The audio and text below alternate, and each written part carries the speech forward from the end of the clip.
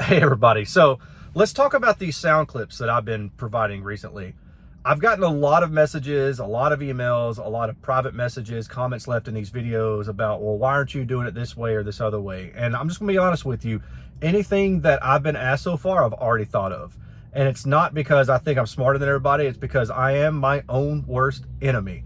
I will nitpick myself to death, and then sometimes you just have to do something. So what I did initially was I took the estimated in-room response and I approximated that with the sound clip. So let me back up a little bit real fast. I take an original recording, I download it from Epidemic Sounds because they're copyright free. I pay X dollars a month to have access to these copyright free songs. I'll take that download and then I will change it. And I'll change it in the way that the speaker tonally will change it. Now, you're not going to get spaciousness out of this, but my hope is that you have an idea of the tonal characteristic of the speaker and what the speaker is doing to the original source. So, initially, I had provided you all with the estimated in-room response equivalent, and I had to do that via EQ, which isn't perfect, but it's kind of close. So I took my time to make up the EQ filters and approximate it to what the estimated in-room responses sound like. Now, it doesn't tilt down in high frequency because I figured doing that, then comparing it to the original that doesn't have any tilt because it's not in the room, that doesn't make any sense. So I basically assumed a flat line and then took the deviation from that flat line or that linear in-room line. And then I said, okay, well, there's a dip at 2K, I'm going to apply a dip at 2K, or there's a boost at 8K, I'm going to apply that same boost with the same Q and the same amplitude. And I thought, hey, dude, that works. And honestly, I think it did a really good job. But then I started thinking, well, maybe I should just default to using the impulse response, taking the anechoic impulse response of the speaker and then convolving that with the original sound source.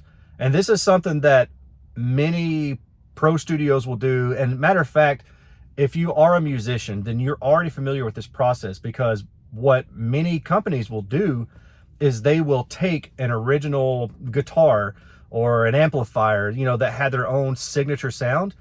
They'll somehow get that out and then they'll take that and convolve it with something else. So you take a track and you say, all right, I want to make this guitar sound like this guitar. And you can do that. I don't know how well it works, but I know enough to know that it's possible. And that's one method that studios will use. So back to what I do. I use that same process where I will take the original sound clip, I will convolve it with the on-axis anechoic response measurement. And I think that does a great job. That's bulletproof. Like, nobody else is doing this stuff, and that is bulletproof. But the problem lies in the anechoic portion of it. You don't listen in an anechoic environment.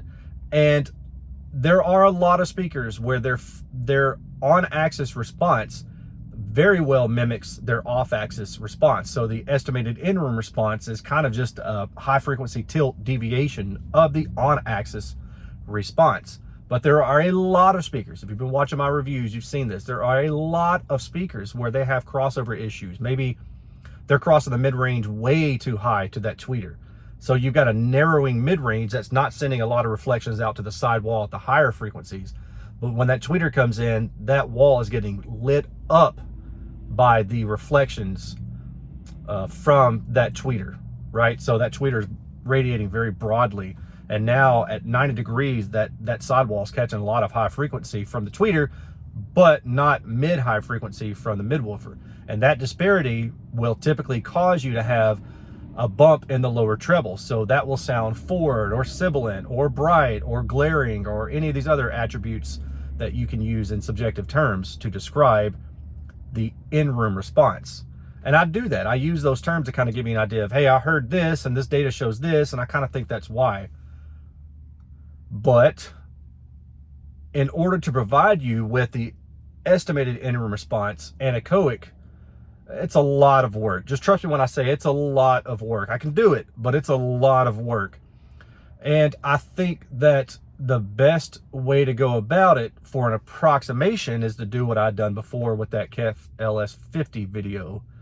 And provide you with, hey, here's the in-room response. It's kind of EQ to mimic what you're going to hear in the room. And I think that's a good middle ground for what I'm trying to do. I mean, ideally, I would be 100% perfect in everything that I'm providing you, but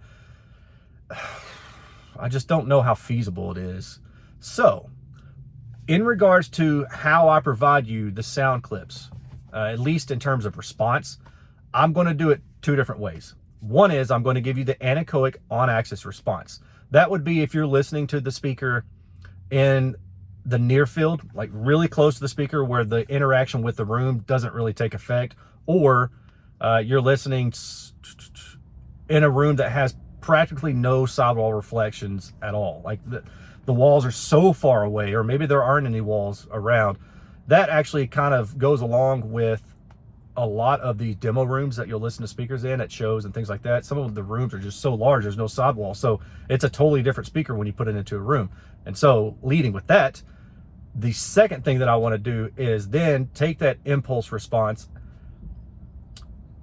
the convolution of it, that sound clip, and tweak it a little bit to emulate what the estimated in-room response shows you. So then you're going to have two examples. You're going to have the full anechoic on-axis response, and then you're going to have the estimated in-room response that are based off of the off-axis response, and then the reflections that you get in a typical room. I think really that's the best way to provide you with a legitimate feeling of what this speaker is going to sound like in your room, in either case of like near field or far field with no reflections, or a typical room with reflections.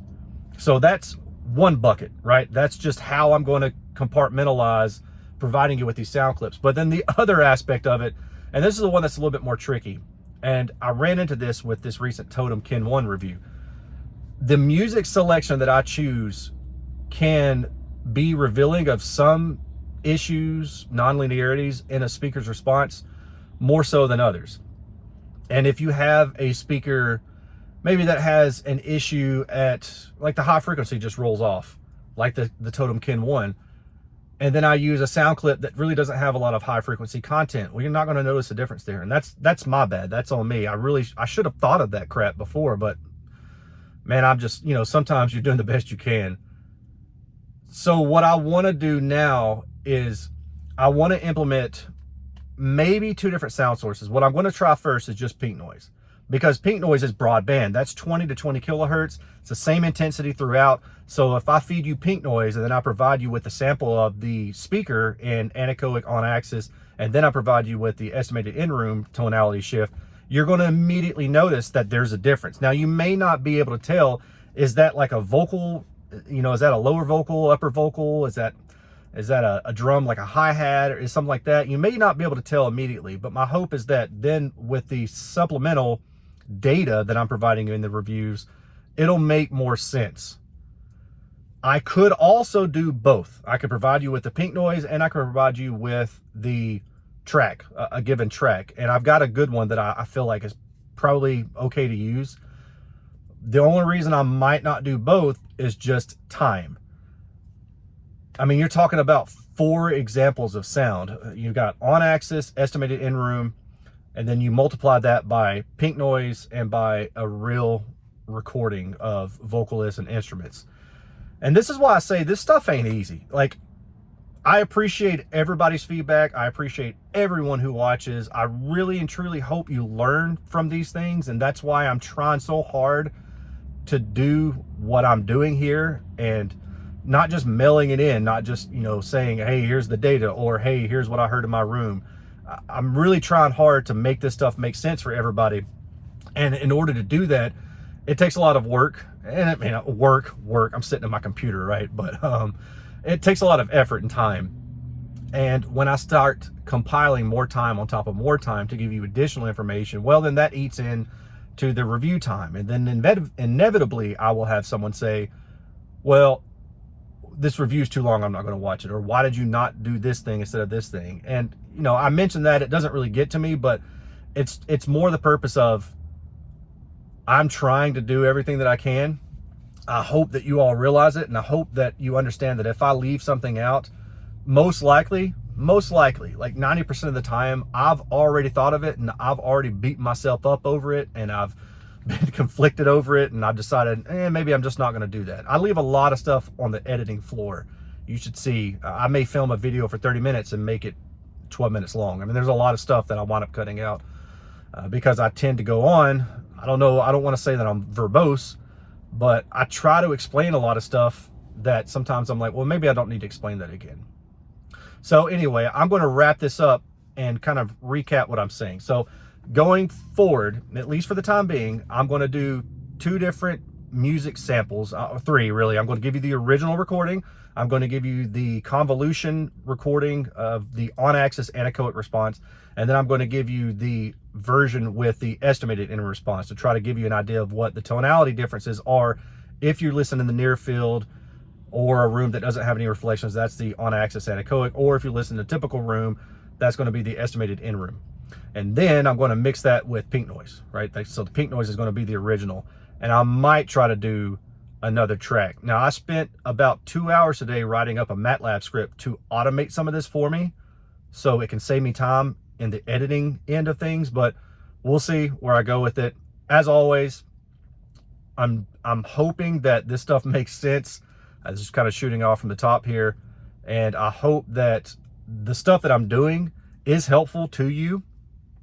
If it weren't, then I just wouldn't waste my time. But I feel like this is probably a really good way to help you understand what the speaker sounds like, and then understand how that relates to the data. And then you can use that data to look at other speakers that maybe I'm not done this for, or future reviews. If you just want to kind of look at something on the fly and you don't have a chance to watch my videos and hear the sound clips, you can look at the data and say, oh, I see this thing and I understand what that sounds like from the previous sound clips. Like, that's my hope, but we'll see. Anyway, I'm about to go grab my food in here now. It's probably waiting on me a little bit longer because I didn't plan to shoot this for as long as I've done right now.